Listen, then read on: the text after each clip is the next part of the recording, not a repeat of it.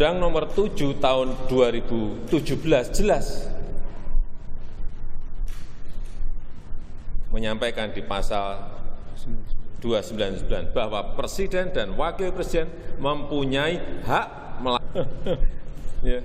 Kemudian juga pasal 281 juga jelas bahwa kampanye pemilu yang mengikut sertakan Presiden, Wakil Presiden harus memenuhi ketentuan, tidak menggunakan fasilitas dalam jabatan kecuali fasilitas pengamanan.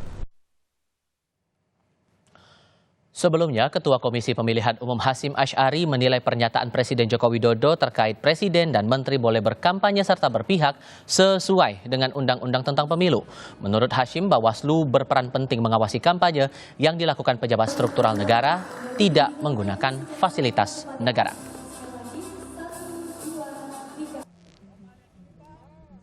Yang pertama lebih baik tanyakan kepada yang membuat pernyataan ya.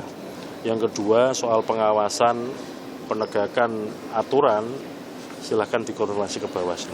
Di Undang-Undang Pemilu kan sudah diatur toh apa yang disampaikan Pak Presiden tersebut. Yang disampaikan Pak Presiden itu apa? Menyatakan norma yang ada di Undang-Undang Pemilu. Bukan dibenarkan apa yang disampaikan Pak Presiden itu ketentuan di pasal-pasal Undang-Undang Pemilu. Presiden Joko Widodo mengklarifikasi pernyataannya yang menyebut boleh memihak dan kampanye. Lalu apa respons dari 3 tim pemenangan pasangan calon Pilpres 2024? Kami akan diskusikan ini bersama dengan 3 narasumber. Bergabung untuk saat ini Muhammad Iqbal mewakili dari Timnas Amin, Timnas Anies Muhaimin. Kemudian ada Fris Edward mewakili tim kampanye nasional Prabowo Gibran. Dan Emru Sihombing mewakili dari tim pemenangan nasional Ganjar Mahfud. Selamat sore semuanya, apa kabar? Terima kasih semuanya sudah bergabung bersama kami. Saya mau mulai ke Pak Fris dulu nih. Anda menilai atau TKN menilai seurgen apa Presiden Jokowi harus mengklarifikasi lagi soal pernyataannya itu tadi yang kita lihat tadi di awal? Ya, ini kan sebenarnya apa yang disampaikan Presiden adalah untuk menyatakan apa yang dalam undang-undang sebagai sebuah peraturan. Dan sebenarnya Bang, kalau kita mengacu kepada proses pemilu yang selama ini terjadi, aturan pasal 281, 282, 283, 299 itu bukan barang baru. Itu sudah ada sejak Undang-Undang 42 tahun 2008. Artinya, sejak pemilu tahun 2009, 2014, 2019, pasal itu selalu ada. Dan bahkan di pasal terkait dengan Presiden dapat mempergunakan hak untuk kampanye itu juga sudah ada. Pertanyaannya adalah kenapa sekarang tiba-tiba itu menjadi sesuatu yang heboh gitu loh. Dan semua orang memperdebatkan sesuatu yang sudah ada dalam peraturan perundang-undangan sejak tahun 2008. Analisis Anda gara-gara apa itu? Kenapa sampai dipermasalahkan lagi sekarang? Iya, kami mengapresiasi apa yang dilakukan oleh Presiden. Apakah karena tingkat elektabilitas Prabowo Gibran sudah mencapai 50%, kami tidak tahu juga. Tetapi kan harusnya bisa dilihat bahwa sesuatu yang telah diperbolehkan oleh undang-undang seharusnya itu diterima oleh kita semua. Seandainya nih Bang, seandainya partai politik merasa bahwa pasal tersebut seharusnya tidak ada, seharusnya pada saat pembahasan Undang-Undang 7 tahun 2017 di mana partai politik yang mendukung 01, yang mendukung 1 dan juga mendukung paslon 3 harusnya itu dicoret dari peraturan perundang-undangan kita. Tetapi kan konteksnya adalah para partai politik di DPR sudah mengerti mengenai konsekuensi dari pasal tersebut, sudah tahu bagaimana apa yang akan terjadi kemudian, tetapi tetap saja menjadikan itu sebuah peraturan perundang-undangan. Artinya secara moral, secara etika, itu juga sudah dipikirkan oleh partai politik, pendukung 1 dan pendukung 2 dan juga pendukung 3. Kenapa sekarang tiba-tiba dipertanyakan mengenai bahwa pasal tersebut menjadi sebuah pasal yang boleh dan tidak boleh dilakukan? Sehingga singkatnya kalau dari penjelasan klarifikasi Presiden itu tadi udah clear ya, seharusnya tidak perlu dipermasalahkan lagi? Kalau saya melihat Presiden sudah menjelaskan secara clear, dan kalau kita melihat konteks pertanyaannya pada saat di Halim, juga beliau menjawab pertanyaan daripada wartawan, dan kemarin itu merupakan ketegasan dari Presiden bahwa Presiden adalah pelaksana undang-undang. Oke. Dan hak yang diberikan oleh undang-undang lah yang Oke. akan dilaksanakan oleh presiden. Meskipun kan presiden tidak pernah bilang bahwa Ya. beliau akan kampanye. Oke. Mas Iqbal, di TKN melihat bahwa klarifikasi itu sudah clear. Menurut Timnas? Ya, saya kira apa yang disampaikan Pak Jokowi, ya udahlah terus terang aja, memang pengen kampanye buat anaknya kan. Ini kan tidak akan ramai kalau anaknya tidak maju. Itu aja masalahnya. Ya, jadi justru kami sebaliknya, justru kami menduga statement ini berkaitan dengan elektabilitas 02 yang nggak naik-naik segitu-segitu aja gitu loh. Sehingga ini mulai muncul kepanikan ini. Gimana caranya ya. Sudah mulai kasih kode-kode jari kok rakyat nggak paham juga ya. Karena rakyat sekarang udah cerdas. Karena apa? Karena tadi kita melihat kalau memang efek Pak Jokowi itu besar, harusnya PSI yang masang muka Pak Jokowi di mana-mana harusnya surveinya tinggi. Tapi pada faktanya sampai sekarang PSI pun terseok-seok gitu loh dalam surveinya. Jadi kami melihat memang sepertinya ada keinginan dari Pak Jokowi ini. Karena apalagi disampaikan di samping Pak Prabowo. Ya, itu sangat tidak etis lah menurut saya. Kalau memang mau mendukung, silakan aja. Ya, tinggalkan fasilitas negara.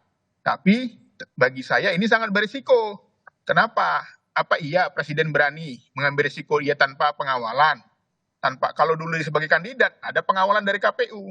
Tapi kalau dia tidak sebagai kandidat, orang Pak Prabowo aja sebagai Menhan aja nggak bisa melepaskan ajudannya kok. Malah dikasih seragam kok. Gitu loh. Jadi Tapi kan kalau klarifikasi tadi sudah sampai membawa undang-undang pemilu, pasalnya pun sudah diterangkan. Ya memang, kita tidak bicara pada saat ini bahwa itu melanggar atau tidak. Kita bicara tentang bagaimana seorang negarawan gitu loh. Karena dia kan kepala negara. Maka dituntut sebagai negarawan. Kalau demi anaknya beliau ya rela meninggalkan fasilitas negara ya, cuti, ya silakan saja. Toh pada faktanya sekarang kan sudah menunjukkan bahwa ada upaya-upaya untuk melakukan itu. Dengan mendatangi kemana Pak Ganjar pergi ya, dengan memberi kode-kode 2 jari ketika cerdas cermat, yang ketika sila pertama nggak ada kode 1 ya. Begitu sila kedua ada jarinya gitu loh. Jadi menurut saya udahlah Pak Jokowi silakan saja berkampanye cuti ya kan. Pada faktanya memang boleh kampanye kok, tapi harus cuti ya, jangan menggunakan fasilitas negara. Oke. Ya. Seperti itu menurut saya. Oke, kalau di mata Bang Emrus mewakili TPN juga ini ada hubungannya juga masalah elektabilitas seperti yang dinyatakan oleh Timnas? Saya kira tidak ada fenomena sosial, tidak ada pesan yang disampaikan oleh Fritz di ruang hampa. Itu baik kepentingan. Jadi kalau Max Weber mengatakan dalam social action theory, mengatakan tidak ada perilaku manusia tanpa bermaksud, tanpa bertujuan. Nah, kita ambil misalnya Pak Joko Widodo. Ditanya oleh wartawan, lalu dia menjawab tentang presiden dan menteri itu boleh. Saya kira secara peraturan ada tertulis, sayangnya peraturan itu hanya pasal yang mendukung dia. Coba dilihat pasal selanjutnya di bawah. Jangan-jangan itu terkait dengan petahana gitu ya. Baru kemudian saya juga kurang sepakat bahwa andaikan presiden itu katakanlah berkampanye, memang undang-undang mengatakan pengawalan itu melekat. Artinya tetap bisa dilakukan. Tapi fasilitas negara yang lain tidak boleh digunakan. Saya melihat baru-baru ini menarik juga. Colong diklarifikasi juga. Ada kan boleh jadi itu mobil presiden gitu ya. Coba dulu diuji dulu oleh Pak Fritz, dikaji. Dari kaca mobil tersebut yang plat merah ada tangan yang membuat angka 2 jari gitu kan. Itu fasilitas negara. Ini suatu yang kritikal. Baru kemudian saya berpendapat apa yang dikatakan oleh Pak Joko Widodo sejatinya ketika wartawan bertanya itu tidak serta-merta menjawab bahwa ini pasal saya presiden itu bisa. Karena apa? Kemarin itu saya terus terang dia cerdas sekali loh Pak Joko Widodo ketika menjawab MK. Ketika ditanya keputusan MK bagaimana jawaban Pak Joko Widodo, ya serahkan saja, tanya saja kepada MK. Harusnya Pak Joko Widodo ketika ditanya wartawan tidak harus serta-merta mengatakan boleh kampanye, nggak bisa. Kalau dari klarifikasi kemarin waktu itu oleh Presiden Joko Widodo, menurut Anda gimana kemudian? Arahnya mau kemana gitu? Klarifikasi supaya jelas. Artinya bahwa sejatinya Pak Joko Widodo menjawab, wah itu bukan urusan saya, tanya sajalah Bawaslu begitu ya, supaya memang tidak menjawab bahwa boleh. Baru kemudian soal klarifikasi, ini menarik. Klarifikasi ini kan rentangnya ada 3 hari. Jadi kalau mau klarifikasi secara natural, klarifikasi ketika saat itu atau paling tidak 1 jam. Jangan setelah 3 hari lalu diklarifikasi. Dari sudut komunikasi ada something di situ. Tetapi kami dari Ganjar silakan saja apa yang dikatakan oleh Pak Joko Widodo. Tetapi kami ada melihat dari 2 hal. ya itu sangat tidak etis lah. Karena Joko Widodo kan presidennya semua kandidat, presidennya Ganjar, presidennya Prabowo, presidennya Anies. Anies. Jadi harusnya berada di posisi netral. Kalau tiga presiden ini adalah untuk bangsa dan negara. Jadi baiknya Joko Widodo bersifatlah netral. Kalaupun kampanye cuti itu pun saya tidak yakin dilakukan. Sebab kalau berhalangan katakanlah sementara kekuasaan diberikan ke wakil presiden. Masalah pose 2 jari ini yang disinggung lagi oleh Timnas dan TPN, Pak Frits. Ini kan akhirnya juga berujung pada laporan begitu yang sudah dibuat ke Badan Pengawas Pemilu. Menurut Anda ini gimana kemudian mencermati itu? Karena dituduhnya atau dituding melanggar pasal 547 Undang-Undang Pemilu.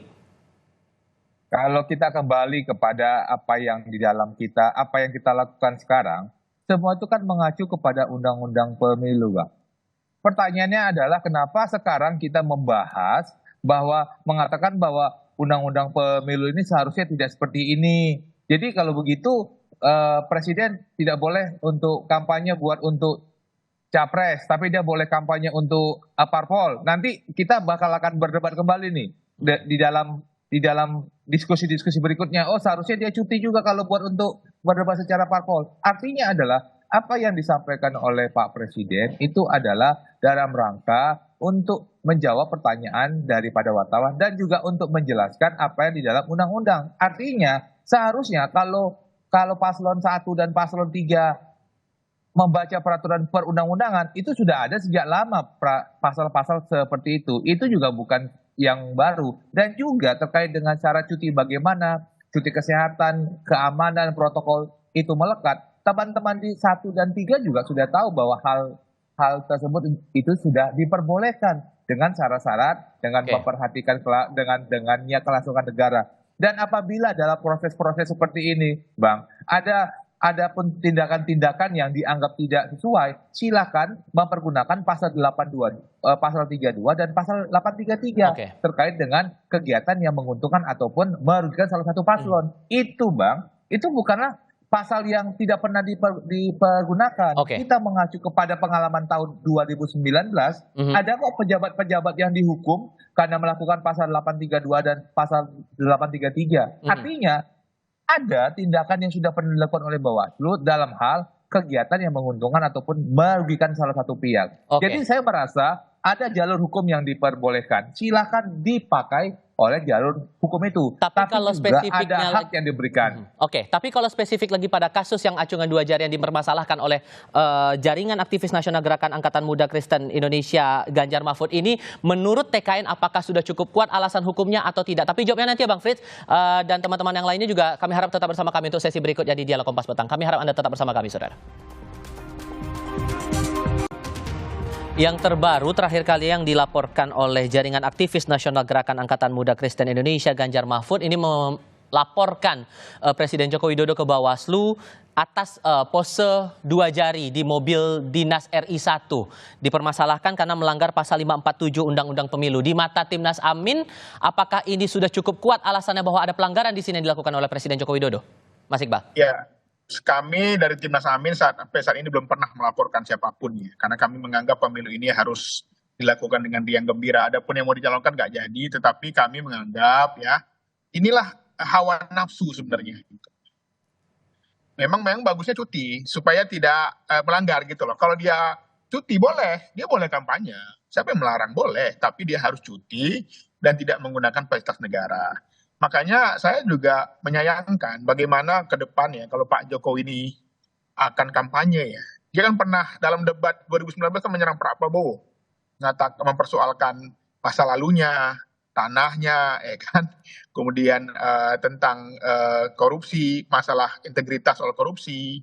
Nah, seandainya Pak Jokowi nanti kampanye dengan Prabowo, orang akan melihat rekam jejak digitalnya. Ini kan berat ini. Secara mental itu berat lah. Karena dia seorang kepala negara ya. Kalau dari jubir-jubir yang ngomong ya kan, yang pernah jelek-jelekin Pak Prabowo lalu sekarang muji-muji, ya itu ya masih bisa dimaklumi masyarakat. Tapi kalau dia kepala negara ini berat. Yang ketiga, selanjutnya saya melihat bahwa dalam konteks pemilu ini memang sebaiknya konsistensi pemimpin itu penting. Sejak awal ketika bertemu makan siang dengan 3 capres, dia mengatakan dia akan netral, ya kan, kepada rakyat, kepada ASN, arahannya netral. Tetapi kemarin yang menarik adalah statementnya Bu Menteri Keuangan. Ya, beliau berpesan bahwa boleh saja punya preferensi, tapi salurkanlah di kotak suara. Karena ini akan mengganggu stabilitas pemerintahan, karena orang itu melihat sebagai pemimpin. Pemimpin itu antara ucapan dan perkataannya harus menjadi satu, supaya anak buah itu bisa mengikut. Kalaupun kemudian ini dipandang masalah serius, kenapa kemudian Mas Anies memilih untuk atau memerintahkan THN untuk batal melaporkan kasus ini ke Bawaslu dengan alasan dibilangnya sangat receh, buat apa? Gimana tuh Mas? Iya, karena memang sejak Anies pernah dikatain pembohong lah oleh Ketum PSI di hadapan Presiden, nggak pernah lapor-lapor tuh. Banyak dulu menghina-hina, nggak pernah lapor-lapor. Pokoknya kita ingin ke depan ya bahwa Wakanda No More, Indonesia Forever. Tidak ada yang ketakutan di masa pemerintahan Pak Anies berkuasa nanti, tidak ada lagi saling lapor ya. Ya, nggak, harusnya memang konsisten lah. Kita sambut pemilu ini dengan yang gembira ya. Kita sambut pemilu ini dengan bahagia. Jangan saling menakut-nakuti. Ini baru nyenggol Pak Lembong, begitu disenggol ngamuk semua menteri turun tangan ya kan. Kalau nggak mau disenggol jangan nyenggol gitu loh. Begitu disenggol balik udah semua pasukan turun ya kan. Tapi dalam catur itu yang namanya kalau raja udah bergerak, nah itu berarti udah tertekan itu. Berarti udah berat ini serangannya. Nggak bisa bantah. Kalau dari TPN juga melihatnya bagaimana kemudian? Apakah sepakat dengan Timnas atau ada hal lain yang jadi perhatian untuk masalah pose 2 jari itu? Maksudnya dari saya toh? Iya, Pak Emrus. Baik, saya pikir soal pelaporan itu hak mereka lah yang melaporkan ya. Kita harus hargai sebagai negara hukum. Mereka juga merupakan suatu subjek hukum juga yang berhak melaporkan siapapun setiap warga negara. Jadi harus kita hargai. Nah, boleh jadi mereka sudah mempersiapkan nanti bagaimana proses hukumnya. Tetapi kita mengharapkan bahwa ketika dilakukan pemeriksaan atau apapun, saya kira harus independen lah. Sehingga dilakukan secara transparan tentang laporan tersebut. Saya di awal tadi sudah saya katakan, jadi mengacungkan 2 jari begitu ya dengan plat merah. Biarkanlah diproses nanti di pelaporan diuji itu. Jadi apakah itu menggunakan fasilitas negara sekalipun secara akal sehat, karena plat merah sepanjang yang saya tahu itu adalah fasilitas negara. Cuma tangan siapa yang dari dalam mobil itu kita tidak tahu gitu ya. Biarkanlah nanti diuji, toh nanti data digital bisa dicek kok pada tanggal sekian, jam sekian, detik sekian siapa yang di mobil itu. Karena itu menurut saya mobil fasilitas negara pasti ada datanya siapa yang ada di dalam itu. Tetapi ketika nanti diproses di pengadilan atau karena di Bawaslu atau kata kepenegakan hukum, biarkan secara transparan bagi siapa yang melanggar harus menerima katakanlah sanksi tersebut. Tapi di mata TPN ini melanggar hukum pemilu tidak? Biarkanlah, saya tidak punya hak untuk mengatakan melanggar undang-undang pemilu, biarkan Bawaslu. Tapi siapapun nanti yang di dalam itu, ketika Bawaslu atau penegak hukum mengatakan itu bersalah, kita harus terima. Jangan sampai ada pembelaan-pembelaan yang tidak perlulah. Kita saja. Baru kemudian dari Ganjar Mahfud sebenarnya adalah juga tidak begitu mempersoalkan tentang hal tersebut, tapi kami yakin mereka yang melaporkan itu punya argumentasi yang kuat tentang itu. Kami sekarang fokus kepada apa? Bagaimana merangkul rakyat, karena kita sekarang demokrasi kita sekarang adalah demokrasi yang sudah tersobek-sobek yang harus kita mulai dari keputusan Mahkamah Konstitusi sangat disobek-sobek demokrasi kita. Demikian. Pak Habibur Rahman terakhir juga sempat bilang bahwa itu ya persilakan saja bahwa ada yang melaporkan Presiden Joko Widodo, tidak masalah, biarkan Bawaslu yang berproses, Pak Fris. Tapi di sisi Anda pribadi mewakili TKN, apakah pelaporan atas pose 2 jari ini cukup kuat alasannya secara hukum pemilu?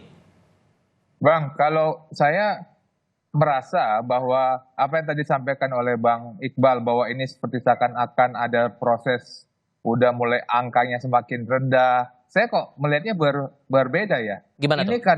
karena elektabilitasnya Prabowo Gibran, paslon 2 semakin lama semakin meningkat, apalagi sekarang kita dalam masa untuk melaksanakan rapat umum, semakin diperbolehkan untuk ketemu dengan masyarakat dengan jumlah yang banyak. Ini semakin lama elektabilitasnya akan semakin meroket lagi, Bang. Jadi saya sih melihat bahwa ucapan-ucapan soal serangan-serangan ya itu merupakan bagian daripada proses yang sekarang sedang berlangsung. Kami sebagai TKN, kami bisa melihat bagaimana adanya pelaporan yang ditujukan kepada kami. Bahkan kepada Mas Gibran sendiri sebagai cawapres kami pada saat dipanggil oleh Bawaslu Jakarta Pusat hadir untuk diklarifikasi. Apa yang mau kami sampaikan adalah bahwa kami itu taat hukum. Kami mematuhi setiap proses yang berlangsung. Jadi apabila ada dugaan-dugaan harus dapat melalui jalur-jalur yang sudah ada. Tapi harus diingat juga Bang, dalam sebuah proses pelaporan di Bawaslu sesuai dengan Perbawaslu 7 tahun 2022 kan harus tahu siapa yang melakukan, apa yang dilakukan, di mana dilakukan, pasal apa yang dilanggar. Kan ada dasar-dasar informasi yang harus apa yang disampaikan kepada Bawaslu. Jadi dalam proses untuk mencapai kemenangan, kami juga ingin menang secara terhormat, Bang. Jadi dan oleh karena itulah setiap proses yang ada ataupun yang dilaporkan terhadap dengan paslon kami juga akan siap untuk menghadapinya. Tetapi cara pandang untuk tetap kepada koridor hukum yang ada itu harus menjadi benchmarknya 1, 2, dan 3 dalam melakukan tindakannya. Tidak usah terlalu beropini, tapi mari kita mempergunakan aturan yang ada. Sehingga menurut Anda Pak Frits, dari aduan itu bisa diproses tidak selanjutnya? Dengan perspektif yang Anda sampaikan tadi? Saya rasa yang mampu menjawab itu adalah Bawaslu, Bang. Bawaslu sekarang yang harus melakukan proses klarifikasi, unsur-unsur formil dan materialnya terpenuhi atau tidak, itu kan merupakan kewenangan daripada Bawaslu. Oke. Karena juga di sisi lainnya Pak Emrus, terakhir Pak Rahmat Bagja, Ketua Bawaslu saat ini menyatakan bahwa masalah pernyataan Presiden yang masalah keberpihakan, masalah bisa ikut kampanye itu tidak cukup kuat untuk dipermasalahkan secara hukum pemilu. Kalau Anda mencermati untuk laporan Apose 2 Jari ini, seyakin apa ini bisa diproses di Bawaslu menurut Anda Pak Emrus? Baik, saya tergantung kepada orang melaporkan lah. Toh mereka itu sudah melakukan pengkajian hukum gitu ya. Tidak sembarangan mereka itu melakukan karena mereka juga paham betul hukum. Jadi biarkan saja berproses di sana. Kita tunggu saja. Tapi siapapun para pihak yang nanti kena sanksi, kita harus menerima itu. Jangan karena ada sesuatu tekanan-tekanan tertentu atau ada utang politik, lalu ada suatu keputusan-keputusan yang menurut saya tidak adil begitu ya. Tapi satu tanggapan saya kepada Frits, ketika dikatakan tadi makin meroket, saya mau katakan Pak Frits, bahwa di awal Jokowi jadi presiden dulu itu tingkat elektabilitasnya rendah, menang itu Ganjar di Jawa Tengah tingkat elektabilitasnya rendah, menang. Artinya apa? Tidak ada jaminan bahwa 50% atau 40% itu adalah dikatakan bisa pasti satu putaran dan lain-lain sebagainya. Penabrakan terhadap kepada tidak apa-apa Bang Emrus, yang pasti rapat umum sedang berlangsung. Daripada statistik, biarkan mengalir, jadi tidak ada jaminan 40% Ganjar. Mohon maaf, Prabowo lalu pasti menang. Jadi teori probability, teori statistik harus dikuasai. Kemudian saya mau katakan bahwa kita juga melakukan pendekatan kepada masyarakat, yaitu dengan fokus group discussion. Mereka ada yang mengatakan loh, masyarakat itu, maka kita yakin betul akan meraup suara sebanyak-banyaknya nanti, lihat saja nanti. Nah, kenapa masyarakat mengatakan kami sebenarnya yang kami pilih adalah calon nomor 3, tapi tidak ekspresikan katanya. Jadi masih ada keinginan masyarakat karena mendengar pendekatan ada ada suatu hal yang speak up. Mas Iqbal, singkat saja mencermati riuh-riuh semacam ini, gimana caranya kemudian? Ya ini kan apa disebut dengan teori agenda setting ya. Saya kira 02 ini punya agenda setting. Dia pengen satu putaran, tapi surveinya nggak nyampe-nyampe. Akhirnya dibuatlah strategi lembaga survei lah segala macam seolah-olah ini udah mendekati. Kenapa? Karena mereka trauma. Beberapa kasus orang kalau putaran kedua, walaupun dia menang di putaran pertama bisa kalah seperti di Pilgub DKI. Jadi kami melihat bahwa apa yang dilakukan berbagai macam upaya ini adalah bagian dari kepanikan-kepanikan. Jadi kami melihat bahwa kepada rakyat Indonesia jangan sepenuhnya percaya kepada survei. Karena mari kita kerja keras dan kalau Pak 02 mau dapat suara, jangan pakai Pak Jokowi, harusnya turun, dengarkan rakyat, jangan ceramah, jangan curhat ketika datang ke rakyat, tapi dengarkan rakyat. Karena rakyat punya masalah. Jangan pula rakyat udah susah ditambahlah dengan curhat-curhat pemimpinnya. Pak Frits, singkat saja merespon itu. Kita kembalikan kepada rakyat yang menilai. Jadi rakyat yang bisa melihat masa lalu dan masa depan, policy-policy yang sudah ada, dan bagaimana untuk melanjutkan itu, Bang. Jadi saya rasa kembalikan kepada rakyat nih. Rakyat yang kemudian melihat seperti apa prospek dan bagaimana nanti keterpilihannya dan pemimpin yang akan mereka pilih pada tanggal 14 Februari. Oke, Mas Iqbal, Pak Frits, Pak Emros, terima kasih sudah hadir dalam diskusi Kompas Petang kali ini. Sehat selalu semuanya. Selamat sore. Kami. Selamat sore.